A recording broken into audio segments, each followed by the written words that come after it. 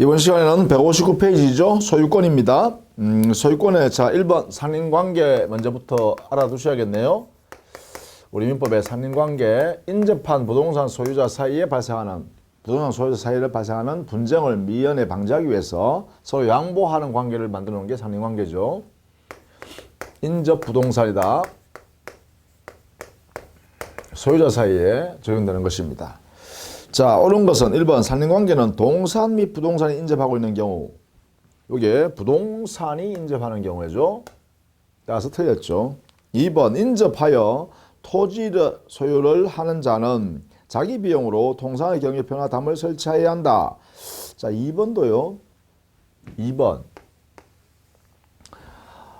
비용은 경계표, 담, 구거 등을 설치할 때 비용은 공동으로 함께 분담합니다. 균분합니다. 균분.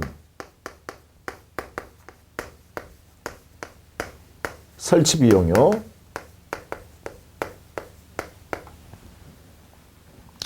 (3번) 공용물에 대하여는 안원방해의 금지 규정이 적용되지 않는다 했는데, 인접한 부동산 사이이면 안원방해 금지 217조 생활방해 금지라 하게 돼요.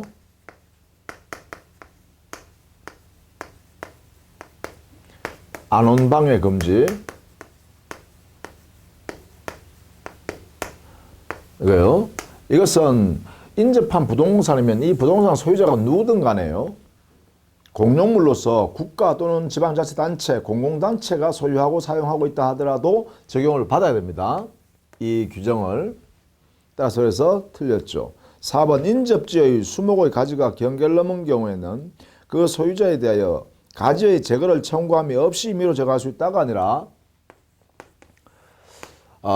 경계선을 넘은 수지, 나무가지죠. 나무가지는 반드시 이 나무의 소유자한테 제거를 먼저 청구하고, 그 다음에 그래도 이행을 하지 않으면 그때 이제 임의로 제거할 수 있다. 이렇게 되죠. 그러니까 반드시 나무 가지의 경우는 반드시 먼저 나무의 소유자한테 제거를 청구하고, 그래도 나무 소유자가 지금 이 경계선을 넘은 나무 가지를 제거해 주지 않으면 그때 제거할 수 있다는 거죠. 다만 경계를 넘은 목근, 나무 뿌리죠. 나무 뿌리의 경우는 여기는 제거를 청구할 필요 없이 바로 직접 곧바로 제거를 할 수가 있죠. 이렇게 되죠. 곧바로 제거할 수 있다. 자, 이 부분을 서로 바꾸어서 이해하면 안 되겠죠. 5번 오물을 저치할 지하 시설할 때는 경계로부터 2m 이상의 거리를 두어야 한다. 자, 5번은 옳은 질문인데요. 여기에 지하 시설할 때는 경계에서부터 2m 이상을 띄워야 합니다. 근데 만약에요, 지하실 공사를 할 때는 이 지하실 공사에 지하실의 깊이의 반 이상을 띄어야 돼요.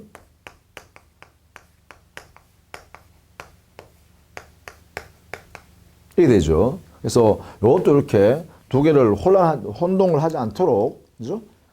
헷갈리지 않도록 이렇게 정리를 해 두셔야 되겠습니다. 이게 지하시설이냐, 지하실 공사냐에 따라서 거리 띄우는 것이 기준이 다르다는 거예요. 자, 이것도 정리해 두시자. 자, 그 다음 2번에요. 이 상린관계와 상린관계에서 나오는 권리가 상린권이라고 그러죠. 이 상린권은 소유권의 내용이죠. 따라서 독자적인, 독립적인 물권은 아니죠. 그래서 소유권의 내용이기 때문에 당연히 소유권은 소멸시효가 걸리지 않으니까 상린권도 소멸시효에 적용이 될 수 없다. 그죠? 자, 그래서요, 독립한 물건이 아니니까 등기도 별도로 할 수가 없죠. 이게 바로 상린권의 가장 큰 특징입니다. 그리고 우리 민법의 상린권에 관한 규정, 상린관계 규정은 임의 규정의 성격을 갖는다. 기본적으로 이게 판례의 태도다. 그죠? 이렇게 상린권에 관한 내용은 알고 계셔야겠어요. 그래서 주로 이것과 비교하는 게 뭐냐? 지역권입니다. 그래서 2번 문제가 나와 있네요. 틀린 것은 1번 상린관계는 법률상 당연히 생기죠. 우리 상린관계 규정이 있잖아요. 그죠? 그래서 임의 규정이라고 했어요. 그죠? 그러나 지역권은 그렇지 않죠. 지역권은 기본적으로 승용지 소유자와 요역지 소유자 사이에 주로 일반적으로는 약정을 하죠. 지역권 설정계약. 설정계약이라는 약정을 하고 그래서 지역권은 부동산 물건이니까 지역권 설정 등기를 이렇게 해야 되죠. 이렇게 함으로써 지역권이 성립한다. 이게 바로 186조의 취지죠. 2번 상린권은 소유권의 내용이므로 독립된 등기를 요하지 아니하나 지역권은 등기를 한다. 그죠? 그러네요. 여기에 등기하지 않는데 여기는 등기를 한다. 기본적으로. 그죠? 3번 상린권은 소멸시효 걸리지 아니하나 지역권은 소멸시효 걸린다. 그렇죠. 이거는 소멸시효 걸리지 않지만 이것은요. 지상권, 지역권, 전세권 같은 용익 물권은 소멸시효에 걸려서 소멸됩니다. 자, 그 다음 4번 지역권은 토지의 편익을 증가시키기 위한 토지만의 이용 조절 관계이지만 상린권은 토지뿐만 아니라 건물 또 물의 상린관계도 있죠. 그런 면에서 여러 가지가 적용된다. 그렇습니다. 5번 상린관계와 지역권은 모두 인접한 토지에 대한 관계이다 했는데 상린권은요. 여기 보다시피 인접한 부동산 소유자 했죠. 인접해야 됩니다. 이렇게 인접 상린관계는. 그러나 이 지역권의 경우는 반드시 요역지와 승역지가 인접할 필요는 없죠. 이게 이제 차이점입니다. 그죠? 그래서 답은 5번이 되겠네. 그죠? 자, 그 다음에 상린관계가 관한 것은 주의토지 통행권에 관한 거 한번 보죠. 3번. 4번, 5번, 6번은 여러분이 한번 스스로 풀어봅니다. 3번 주의토지 통행권에 관한 설명을 옳지 않은 것은 했어요.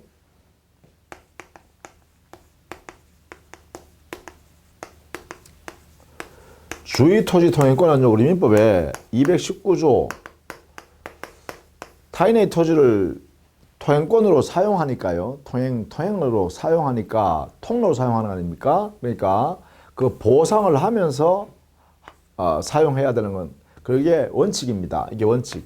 그래서 유상 주의 토지 통행권이 원칙이다. 이걸 알고 계셔야 되겠고 220조에서는요. 공짜로 대가를 지급하지 않고 주의 토지 통행권을 행사할 수 있는 사례를 만들어 놨어요. 이건 예외적이죠. 그래서 공짜로 보상 없이 옆에 있는 토지를 통행권, 통로로 삼을 수 있는 그러한 권리는 어떤 경우냐? 여기 예외적이니까요. 우리 민법에 220조에서 딱 정해놨어요. 이러이런 사정이 있을 때만 공짜다 이래놨어요. 그게 두 가지입니다. 두 가지. 이것은 여러분이요. 아예 숙지를 해가 계셔야 돼요. 시험 보기 위해서. 그 하나는 뭐냐 하면 분할로 인한 경우입니다. 분할로 인하여 도로, 공로에 접할 수 없는 토지. 그러면 분할한 당사자 소유자 사이에 공짜로 다닐 수 있다라는 것이죠. 분할의 경우입니다. 그러니까 공유물 분할이겠죠. 주로 그죠? 공유 토지의 분할이겠죠. 이렇게 분할. 그 다음에 하나는요. 한 필지 토지였는데 그 누군가가 나타나가지고 한 필지 중에 이게 분필을 해서 일부만 좀 양도해라 이렇게 하니까 그 한 필지 소유자가요. 그 토지를 분필해서 나누어서 일부를 양도했어요. 일부 양도함으로 인하여 도로에 즉 공로에 도달할 수 없는 그런 사정이 발생했다라고 할 때 이때도 역시 공짜로 야 이거 분필한 이 토지 내가 좀 받고 다닐게 할 수 있다는 거죠. 그래서 일부 양도입니다. 토지의 일부 양도의 경우입니다.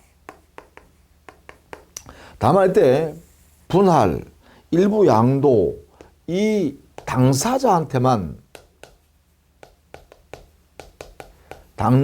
사이에서만 이 무상입니다. 이런 전제하에 이루어진다라고 했습니다. 그죠? 이걸 가지고 해야 되고, 그 다음에 주의토지통행권은 통행을 할 수 있는 권리뿐만 아니라 통로를 개설할 수도 있고, 또 통행하는데 방해가 되면 방해되는 것을 제거하라고 제거를 청구할 수도 있습니다. 이런 내용이 전부 다 이 통행권 안에 포함되는 것이죠. 통행을 할 수 있는 권리도 있을 뿐만 아니라 통로를 직접 개설할 수도 있고 방해되는 것을 제거하라고 청구할 수도 있다. 이런 내용이 이 통행권 안에 들어있다. 이렇게 보시면 되겠죠. 이렇게. 이게 주의토지 통행권이다. 한번 보죠. 자, 1번 기존의 통로가 당해 토지의 이용에 부적합하여 실제로 통로로서의 충분한 기능을 하지 못한다. 그렇다면 당연히 주의토지 통행권을 인정해 줄 수가 있다라는 것입니다. 그래서 1번이 틀렸네요. 할 수 있다고 해야 되는데, 2번 현재의 토지용법에 따른 이용의 범위에서 인정되는 것이지 더 나아가 장차 이용 상황까지를 미리 대비하여 통행로를 정한 것은 아니다. 알아주셔야죠. 이 주의토지 통행권이란 것은 현재의 자기 토지를 이용하는 상황에 맞는 통행권입니다. 현재 이용 상황.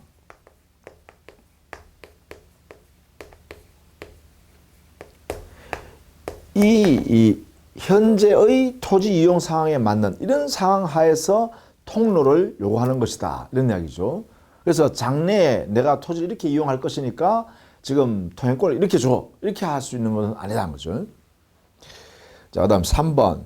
주거지역에서 공로에 이르는 길로 폭 2m의 위에 도로가 있다면 주의토지를 이용하여 공로에 이르는 것이 보다 편리하다는 이유만으로는 주의토지 통행권을 인정할 필요가 없다. 그러니까 단순히 편리하다는 이유만으로는 안 돼요. 여기에요. 이게 주의토지 통행권은 단순히 편리하다. 이것만 가지고는 주의토지 통행권을 인정할 수가 없다라는 거예요. 이렇게요. 그 다음 4번요. 일단 주의토지 통행권이 발생하였다고 하더라도 나중에 그 토지에 접하는 공로, 도로가 개설되면 이때는 주의토지 통행권을 행사할 필요가 없죠. 바로 공로를 통해서 도로에 바로 나갈 수 있으니까, 그죠? 그래서 공로가 생기면 주의토지 통행권이 사라진다. 당연히. 이렇게 되겠죠? 공로 접할 수 있다. 이래 되면 주의토지 통행권을 인정할 필요가 없다. 이런 거예요. 자, 이런 전제가 된다. 5번. 이미 그 소유 토지의 용도에 필요한 통로가 있는 경우에는 그 통로를 사용하는 것보다 더 편리한 이유만으로는 그래요. 마찬가지죠. 단순히 편리하다는 이유만으로는 주의토지 통행권을 인정해 줄 수가 없다라는 게 대원칙입니다. 어떤 방법이든 간에 이런 말이 나오면 안 된다는 거예요. 자, 이렇게 주의토지 통행권은 우리 시험에 잘 나옵니다. 그래서 이걸 전체적으로 이렇게 좀 이해를 해 두시면 좋겠다라는 것입니다. 자, 그 다음에요. 7번. 다음은 소유물 반환 청구권에 관한 설명이다. 옳지 않은 것은 했죠. 이 소유물 반환 청구권은 소유권에 의한 물권적 청구권을 의미하는 것이죠. 그것은 소유권자의 소유물을 소유권 없는 누군가가 그 소유물을 점유하고 있다는 거예요. 그래서 소유자가 점유를 상실했을 때 행사하는 것이 바로 소유물 반환 청구권이 되겠죠.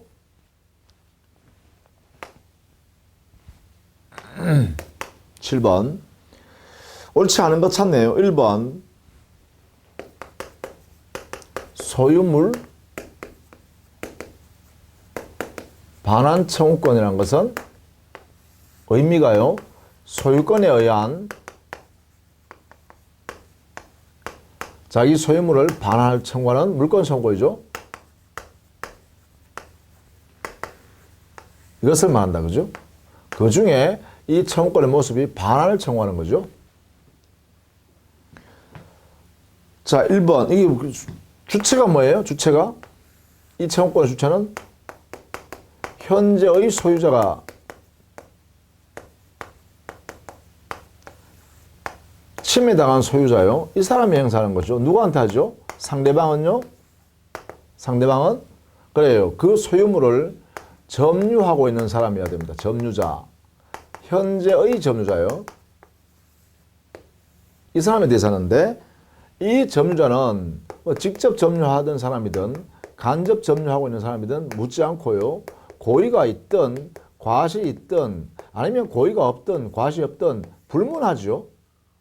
이런 사람에 대해서 행사하는 거죠. 그래서 그 물건을 점유하고 있기 때문에 주어 이렇게 하는 거예요. 자, 1번. 소유물의 점유를 상실한 경우라면 족하고 점유 상실 이유가 침탈에 한하지 않는다. 그렇죠. 여기는 점유를 상실하면 되는 거예요. 그래서 이게 뭐가 다르냐 하면 바로 점유물 반환 청구권과 달라요. 이 점유물 반환 청구를 할 수 있는 것은 뭐냐? 침탈을 당해야 합니다. 침탈. 점유 상실이 점유자의 점유 상실이 타인의 침탈 행위 때문에 당했다. 그죠? 그래서 상실했다라고 할 때 요 점유물 반환 청구권이 인정되는 거예요. 그러나 이 소유물 반환 청구권의 이 반환 청구권은 소유권에 의해서 행사하는 거니까 소유권이 지금 소유물 자체가 소유권자가 점유하고 있지 않으면 행사할 수 있는 것이다. 이게 기본입니다. 그런데 그 점유 상실이 소유자의 점유 상실이 반드시 침탈이어야 하는 것은 아니라는 거죠. 자, 그다음에 2번. 상대방은 현재 소유자의 점유를 방해하고 있는 자이면 족하고 그의 고의 과실 여하는 묻지 않는다. 이거죠. 여기에 상대방, 직접 점유자든 간접 점유자든 고의 과실이 있냐 없냐 따지지 않고 현재 그 소유권을 지배하고 있으면 침해하고 있으면 상대방이 된다. 3번. 선의의 특정 승계인에게도 반환을 청구할 수 있다. 원칙입니다. 여기에부터 이 사람으로부터 다시 전득하면 여기 특정 승계인 나오겠죠? 특별 승계인. 이렇게 그죠? 그럼 이 사람한테도 행사할 수 있겠죠. 왜? 이 사람은 뭐예요? 상대방이잖아요. 왜? 현재의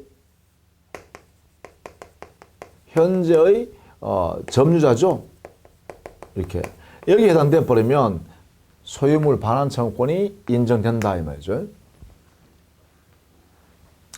4번. 점유자가 물건을 점유할 권리가 있는 때에는 소유자의 반환 청구를 거부할 수 있습니다. 자, 이게 또 조심해야 되는 게 이거죠. 이 소유물 반환 청구를 행사했을 때 그 상대방에게요. 상대방이 점유할 정당한 권한이 있으면 이게 존재하게 있으면 자, 이러면 뭐 어떻게 돼요? 이 사람은 점유할 수 있는 권리가 있으니까 소유자가 야, 그 물건 내 거니까 돌려주세요. 이렇게 하더라도 이 사람 뭐 할 수 있겠어요? 이 권한이 있으니까 거절을 할 수 있겠죠. 그렇죠? 그러면 이때 여기에 점유할 정당한 권한에 해당되는 게 뭘까? 예컨대 이 사람이 지상권자라고 생각해 보세요. 전세권자라고 생각해 보세요. 또 유치권자라고 해보세요. 또 질권자라고 해보세요. 이런 사람들은 뭐예요? 적법한 물건을 가지고 있는 사람으로서 그 물건을 지배하고 있는 거잖아요. 그러니까 당연히 소유자가 야, 그 소유물 내 거니까 주세요. 이렇게 하더라도 야, 나 지상권자잖아. 너가 내한테 지상권 설정해 줬잖아. 그래서 나 지상권자니까 못 줘 할 수 있겠죠. 이렇게요. 그 외에도요. 임차인일 수도 있겠죠. 임차인. 그렇죠? 뭐 차주일 수도 있고요. 또 동시 이행 항변권을 가지고 있는 사람일 수도 있죠. 동시 항변권. 또 경우에 따라서는요. 매매 계약을 통해서 매도인으로부터 매수인이요. 대금을 전부 지급하고 당해 목적물을 인도받아 있는데 그 매수인이 소유권 이전 등기하지 않은 상태로서 점유하여 사용 수익하고 있다면 이 매도인은 자기 앞에 소유권 등기가 있다는 이유만으로 자기가 소유자로 등기되어 있다는 이유만으로 매수인한테 당해 목적물 돌려달라 할 수 없죠. 그래서 그 매수인도 있겠네요. 그죠? 매수인도 여기에 들어갈 수 있겠네요. 이런 사람들이 바로 점유할 정당한 권한이 있는 사람. 이렇게 되겠죠. 이렇게 정리하시면 되겠네요. 자, 요게 이제 우리 시험에 나오면 조금 어려운 이야기예요. 이 부분을 꼭 이해해 두셔야겠어요. 점유물 반환 청구에 대해서 상대방이, 즉 점유하고 있는 상대방이 나 못 줄러주겠습니다. 거절할 수 있는 사람. 이런 사람들이죠. 거절할 수 있는 사람들. 자, 그 다음에요. 5번. 물건의 반환 및 손해배상의 청구는 점유를 상실한 날로부터 1년 내에 행사해야 한다. 했는데 이 소유물 반환 청구권은 소멸시효에 걸리지 않는다. 왜냐하면 이것은 소유권에서 나오는 거잖아요. 소유권 자체가 뭐예요? 항구성이 있죠? 항구성. 소유권 자체가 소멸시효에 걸리지 않으니까 그래서 물건 청구권인 반환 청구권도 소멸시효에 걸리지 않는다. 이렇게 하겠죠. 따라서 5번이 틀렸다. 그죠?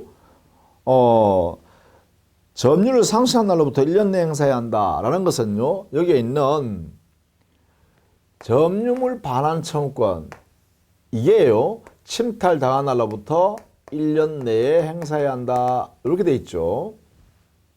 그래서 요 1년이 바로 제척기간으로서 출소기간이다. 이렇게 법원이 판단하고 있죠. 이 부분에 대한 규정이네. 그죠? 자, 이렇게 정리를 좀 해 두시면 좋겠다. 자, 8번 하나 더 보죠. 소유권에 기한 물권의 청구권에 관한 설명으로 옳은 것은 했는데요. 자, 1번 미등기 건물의 매수인. 미등기 건물의 매수인이면 소유권이 없는 사람이에요.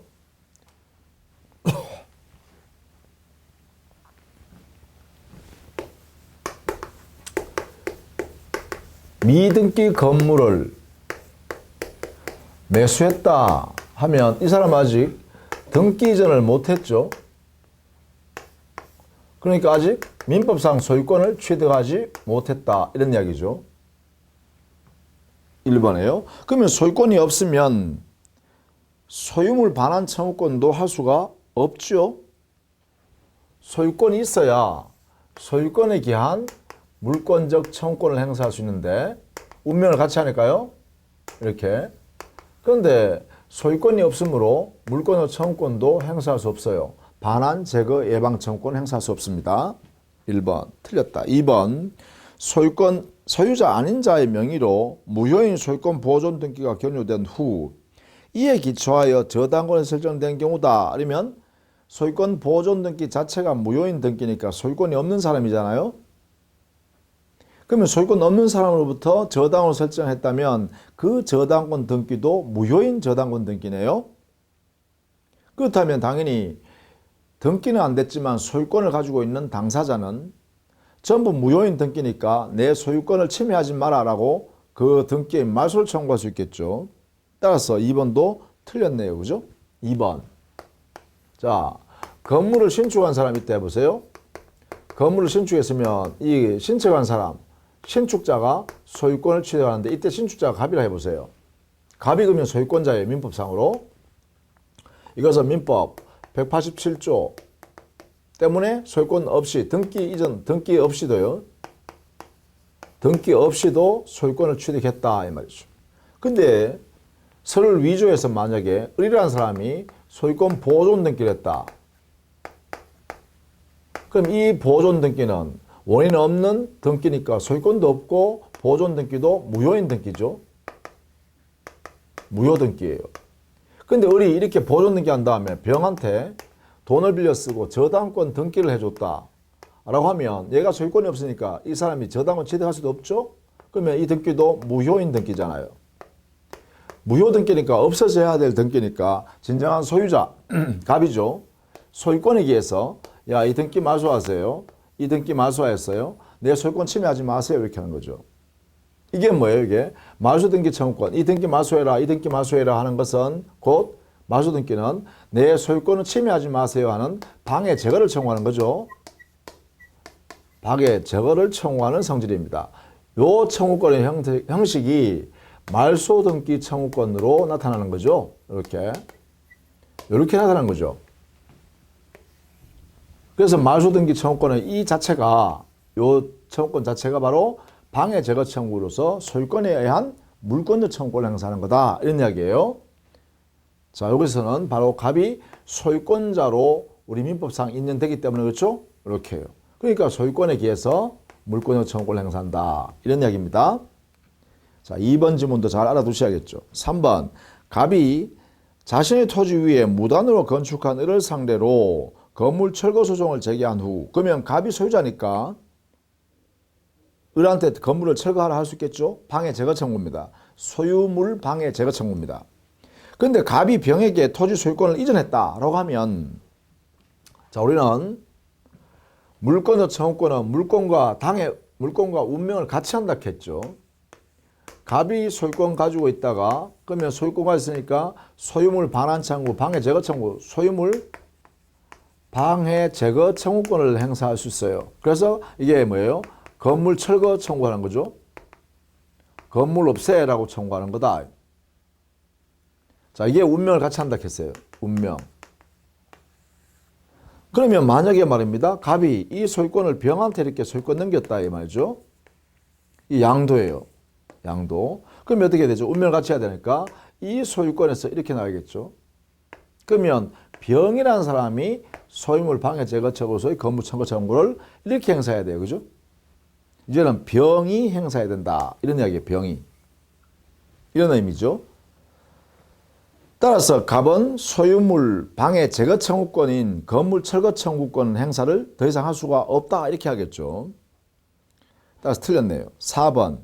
을이 소유자 갑으로부터 토지를 매수하고 인도받았으나 등기를 갖추지 않고 다시 병에게 이를 전매하고 인도한 경우에, 그러면요. 4번. 갑으로부터 을이 토지를 대금을 지급하고 당의 목적물을 인도받았습니다. 이렇게. 그런데 등기를 이전하지 않았다 했죠. 그럼 등기가 여기 있어요. 그죠? 그러면 이런 상태에서는 이 사람은요, 토지를 자기가 소유권자라고 해서 소유물 반환 청구를 을한테 행사할 수 없죠? 왜 그래요? 매도인은 매매 목적물을 대금을 받으면 인도해 줄 의무가 있잖아. 그러면 인도 의무. 이 의무를 이행했죠. 그러면 이 사람은요, 당의 목적물을 적법하게, 정당하게 점유하여 사용하고 수익할 수 있는 사용 수익권이 이렇게 있다. 그죠? 요게 이제 을의 지위입니다. 요게 매수인의 지위죠. 따라서 매도인은 자기 앞에 소유권이 있다는 것만 가지고 소유물 반환 청구를 못한다 이 말이에요. 못한다. 이렇게 반환 청구 못해요. 왜냐하면 여기에는 매수인이라는 사람은 적법하고 정당하게 점유하여 사용 수익할 수 있는 권리가 인정되기 때문이죠. 내가 돈 주고 샀잖아. 그리고 네가 내한테 넘겨준 거잖아. 이거는. 그래 되겠죠. 자, 이런 상태에서 이 사람은 미등기 상태예요. 그죠?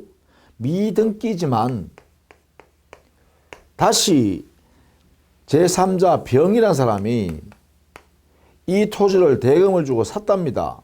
그래서 돈을 받고 이 을이라는 매도인이 다시 토지를 병한테 이렇게 인도해 줬답니다. 자, 그러면 이때도 마찬가지요. 여기에 있는 병이라는 매수인은요, 당에 이 토지를 적법하게, 정당하게 점유하여 사용하고 수익할 수 있는 권리를 취득하죠. 왜냐하면 매매를 통해서 취득한 거 아니에요. 그러면 매매에서 이 권리가 이렇게 넘어왔겠죠? 여기에 있는 점유하고 사용 수익하고 있는 정당한 권리가 이렇게 병한테 넘어왔을 거 아니에요. 따라서 병은 점유하여 사용 수익하는 것은 정당하게 취득했죠.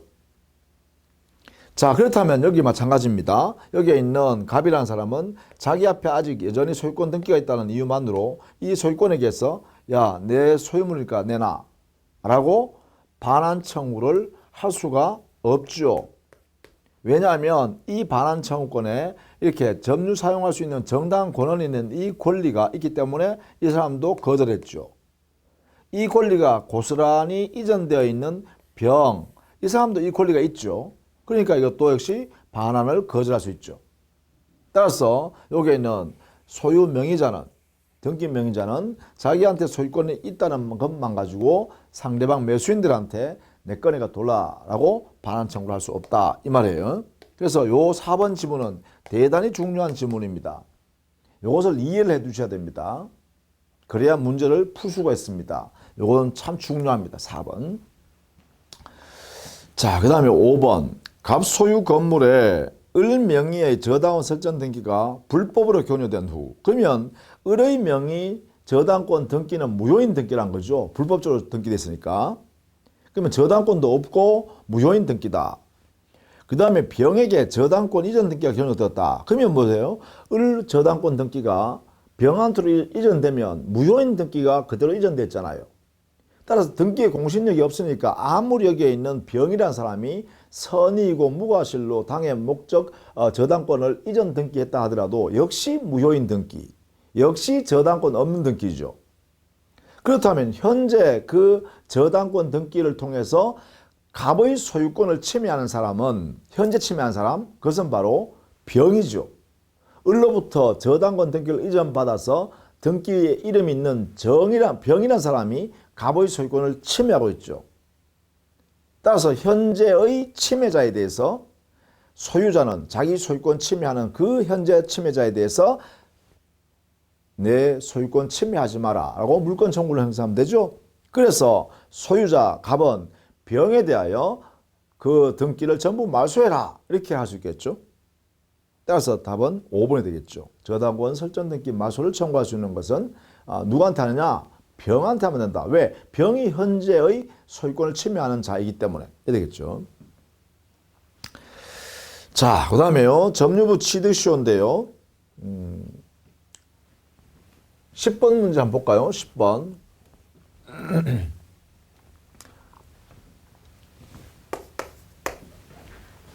부동산의 점유부 취득시효에 관한 설명으로 틀린 걸 썼는데요.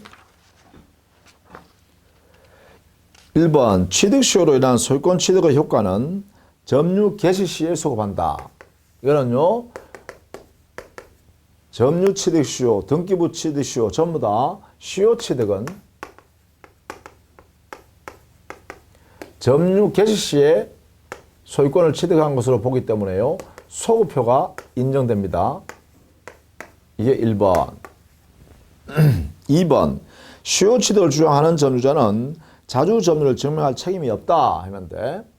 자, 등기부 시효 취득이든 점유부 시효 취득은 간에 소유의사로 점유를 해야 하고 평온하게 점유해야 되고 공연하게 점유를 해야 됩니다. 전부 다.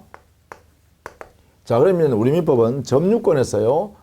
어떤 사람이 물건을 점유하고 있으면 자주 점유 추정, 공연한 점유 추정, 평온한 점유 추정이에요. 전부 다 추정하죠.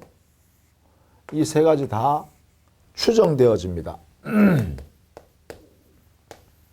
추정되니까 이것을 부정하는 사람이 입증해야 되죠. 부정하는 사람이 입증해야 한다. 따라서 책임이 없죠. 그렇다. 3번 시효 취득자가 제3자에게 목적물을 처분하여 점유를 상실하면 그의 소유권 이전 등기 청구권은 즉시 소멸한다. 3번에요. 여기에 당의 목적물을 제3자한테 시효 완성자가 등기하지 아니한 채 처분하더라도 시효 완성자 이 등기 청구권은 채권적 청구권의 성질이지만 소멸 시효에는 걸리지가 않는다 이렇게 합니다. 이렇게요. 따라서 3번이 틀렸죠. 점유 상실이요. 시효 이익을 포기하는 점유 상실이라면 자 시효 이익의 포기로서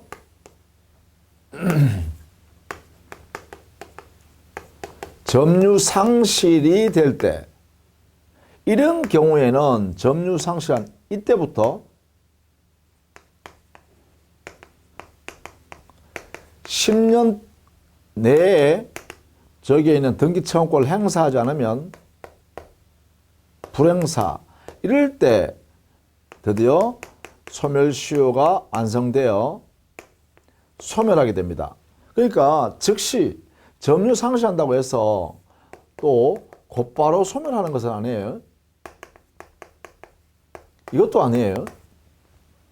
이때부터 다시 소멸시효 10년이 경과해야 된다는 거죠. 이 등기청구권은. 그죠? 그런 면에서 아예 3번은 틀린 지문이다라는 것입니다. 자, 그다음 4번. 취득시효 완성 후 이전 등기 전에 제3자 앞으로 소유권 등기가 경료되면 원칙적으로요. 이때 이 시효 완성자의 등기 청구권은 누구한테 행사해야 되냐? 상대방이 누구냐? 등기 청구권의 상대방은 시효 완성 당시의 소유자입니다. 즉 20년이 되는 순간에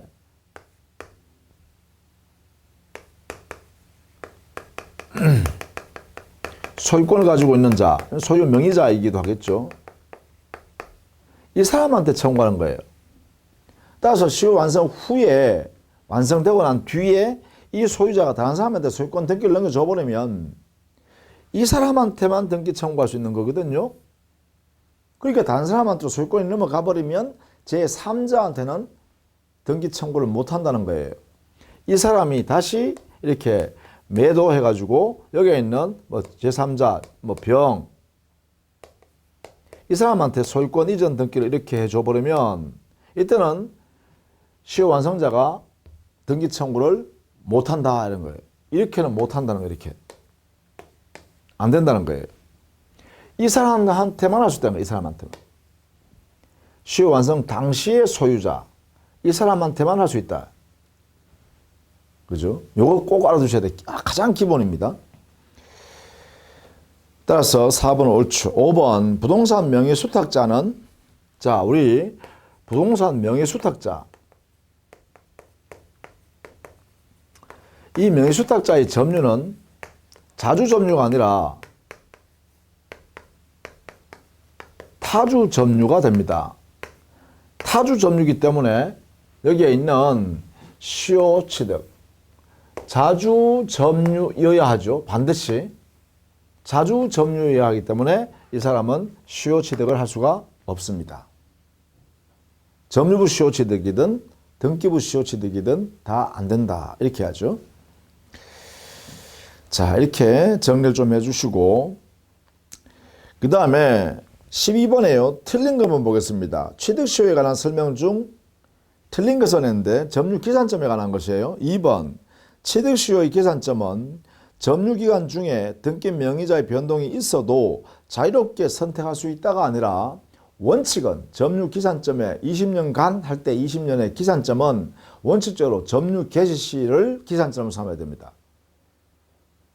반드시요. 점유 개시시. 그러니까 역산금지란 거예요. 임의적으로 아무데나 내가 기산점을 잡을 수 없다는 거예요. 따라서 점유 개시시를 찾아야 한다는 것이죠. 따라서 2번을 알아두셔야겠습니다. 나머지 지문들은 다 옳은 지문들이니까 그대로 여러분 반복해서 읽어서 여러분 것으로 만들어 주시기를 부탁드립니다. 자, 그 다음에 사례 문제를 하나 풀어보겠습니다. 15번 문제를 한번 볼까요? 시효취득에서 사례 문제도 하나 풀어가지고 이렇게 적용하면 되는구나 라는 걸 한번 봅시다. 15번 갑은 을의 소유 명의로 되어 있는 A 부동산을 20년 넘게 점유하여 점유 취득시효가 완성되었다. 그런데 그 후에 을로부터 갑에게로 취득시효 원인으로 하는 소유권 이전 등기가 경료되기 전에 A 부동산의 소유 명의가 을로부터 병에게로 이전되었다. 다음 설명 중 판례할 때 옳은 것은 했죠. 자, 이럴 때는요, 이렇게 분석할 수 있어야 돼요. 이렇게 그림을 시효 완성의 사례 문제를 만들어 이렇게 하라 했죠. 이렇게. 자, 갑이라는 사람이 점유를 계속 해왔어요. 점유 중에 20년에 시효 완성을 했다는 거예요. 시효 완성했다는 건 뭐예요? 점유를 20년 계속 갑이 자주 점유로서 평온하고 공연하게 이렇게 점유를 계속 해왔다는 거예요. 이렇게 됐을 때 이때 갑의 시효 완성 당시의 소유자 누구예요? 바로 을의 소유명이 돼 있죠. 요때 을이라는 사람이 소유자로 등기가 돼 있더라 이 말이에요. 이렇게 그러면 여기에 있는 시효 완성자가 갑이 될 것이고 시효 완성자 이 사람이 20년 될 당시 시효 완성 당시 시점이죠. 이 시점에 소유자를 보니까 을이죠. 을에 대하여 소유권 이전 등기 청구를 이렇게 할 수 있겠죠. 이 등기 청구권이 채권적 청구권이기 때문에 반드시 을한테만 행사할 수 있다. 그런데 시효 완성한 후에 이 시점에 와가지고 을이 요 시점에요. 병이라는 사람한테 처분했죠. 소유권 이전을 넘겨줘버렸네. 이렇게 이전 등기해줬네. 이렇게 매도했어요. 자, 지금 이런 상태로 되어 있다는 거죠. 자, 보겠습니다. 1번 갑은 을에 대한 시효 취득을 가지고 소유권 이전 청구권은 상실한다. 자, 여기에요. 요 등기 청구권은 갑이 을에 대한 행사는 이것은요 이 상태로 존재하는 한 갑이 당의 목적물을 점유하고 있으면요 이것은 시효 취득이 소멸시효가 안 된다겠죠. 소멸시효에서 소멸되지 않는다겠습니다. 설령 이 소유권이 이렇게 넘어가면 얘한테는 주장할 수 없지만 갑이 병한테는 이렇게 주장할 수 없지만 얘에 대한 등기 청구권은 여전히 남아있죠. 이렇게 등기 청구. 왜? 소멸시효를 하지 않고 그대로 있으니까. 또 더군다나 갑이 이렇게 점유 상태하지 않고 존재하고 있으면 이 등기 청구권은 존속합니다. 따라서 1번 틀렸죠. 2번 후에 어떠한 사유로 을에게로 다시 A 부동산에 대한 소유권이 회복되면 갑은 을에 대하여 시효취를 주장을 할 수 있다. 이게 정답이죠. 왜냐하면 이 청구권은 을에 대한 청구권은 그대로 존속하고 있잖아요. 그죠? 자, 이렇게 갑이 점유하고 있는 상태로 계속 있는데 어느 날 보니까 병의 소유권 등기가 다시 갑 앞으로 소유권이 이전되어서 등기가 이렇게 돼 있더란 거예요. 이 시점 있죠. 이때. 그렇다면 이때요. 갑이 지금 계속 점유하고 있잖아요. 점유 중이다 이 말이에요. 그렇다면 갑은 뭐예요? 갑은 을에 대한 등기 청구권이 그대로 존속하고 있으니 이렇게요. 그러면 이렇게 되겠죠. 이렇게. 여기 갑이 을이죠. 을 앞으로 소유권 이전. 병이 다시 을한테 팔았다는 거예요. 요 시점에.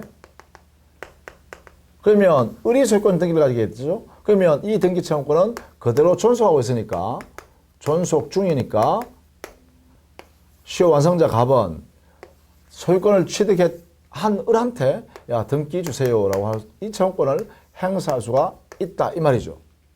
따라서 이것은 옳은 지문. 옳다. 자, 3번 갑은 병에 대해서도 시효 취득을 대항할 수 있다. 이건 아니죠. 갑은 여기에 있는 병, 요 시점에 을이 병한테 소유권 넘겨줬다. 병이 소유권 가졌다면 이렇게 청구할 수는 없죠.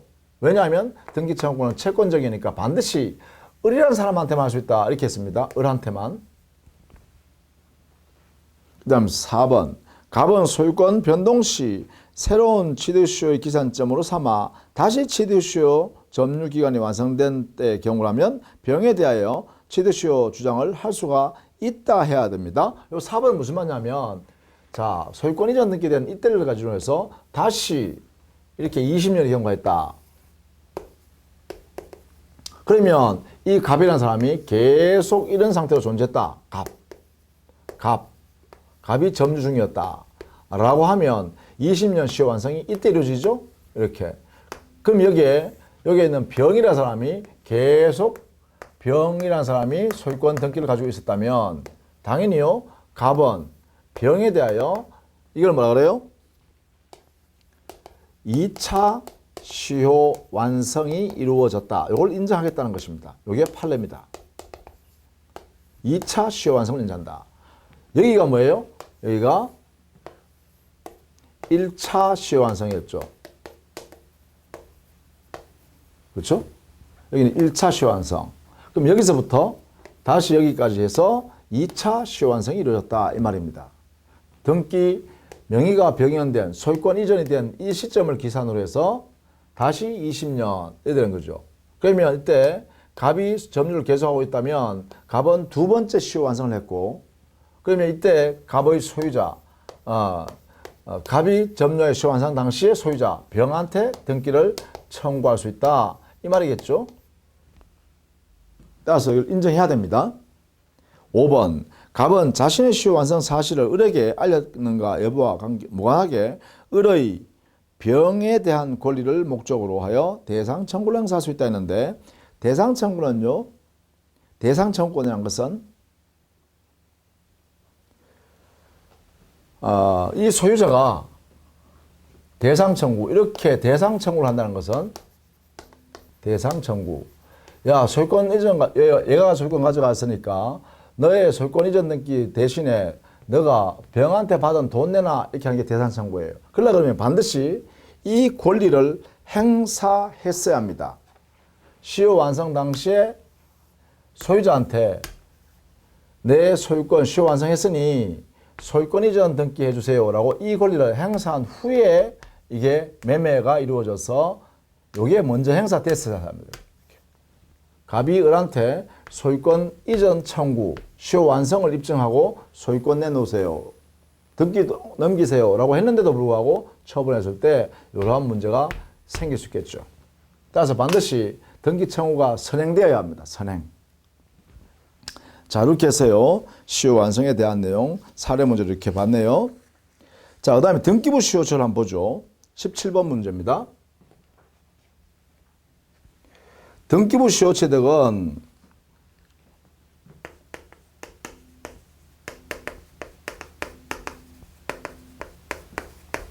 여기는요, 소유자 명의, 이거 소유자 명의를 가지고 있는 사람이어야 됩니다. 그렇죠? 이때 이 소유자 명의로 있다는 것은 등기부상에 되어 있어야 되는 거죠. 소유권 등기로서 소유자로 등기되어 있어야 되죠. 다만 여기 우리 민법은 이제 판례가요, 이렇게 하고 있죠. 이 등기가 유효한 등기든 무효인 등기든 불문하죠. 다만 이 무효 등기에서 제외되는 무효 등기가 있습니다.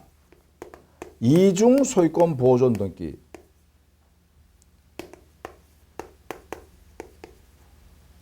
이중 소유권 보존 등기의 무효 등기가 되는 거 있죠. 그리고 이 보존, 무효인 보존 등기 상에 있는 상의 소유권 이전 등기. 이거에 의해서는 이것도 역시 무효인 등기예요. 이 소유권 이전 등기도 역시 무효인 등기예요. 왜냐하면 등기에 공신이 없으니까 보존 등기가 무효니까 소유권 이전 등기도 무효가 될 수밖에 없죠. 자, 이 등기는 등기부 시효 취득은 안 됩니다.